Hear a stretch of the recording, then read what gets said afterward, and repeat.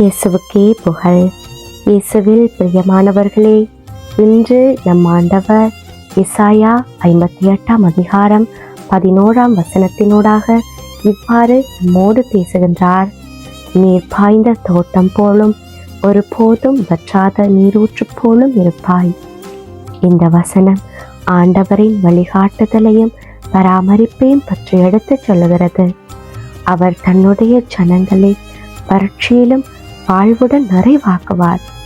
அவர்களின் வாழ்க்கை தொடர்ந்து பசுமையான தோட்டம் போல் வற்றாத ஊற்று போல் இருக்கும் என்று வாக்களிக்கிறார்.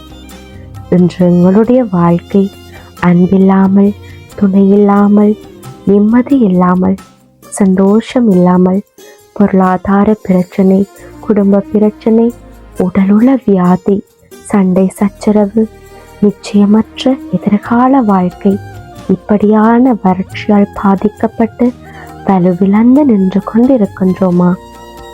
நல்லது நடக்கவில்லையே என்று மனம் நொந்து வாழ்கிறோமா?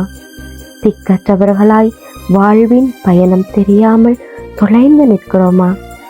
ஆண்டவர் ஒவ்வொருவரையும் பார்த்து சொல்லுகிறார், தொடர்ந்து உன்னை வழி நடத்துவேன். வறண்ட சூழலில் உனக்கு நிறைவளிப்பேன். உன் எலும்புகளை வலிமையாக்குவேன்.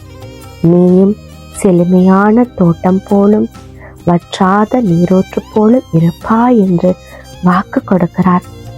பிரியமானவர்களே, நாம் கடவுளின் வழிகளில் நடக்கும்போது அவர் நம்மை வறட்சியிலும் வாழ்வுடன் நிறைவாக்குவார்.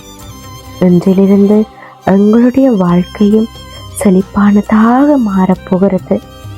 இதை விசுவசிக்கிறீர்களா? முழு மனதோடு ஆண்டவருக்கு நன்றி சொல்லுவோம். வறட்சியிலும் எங்களுடைய ஆத்துமாவை நிறைவாக்கும் நீராய் நீரென்றும் இருந்தருளும் தகப்பனே. ஆமேன்.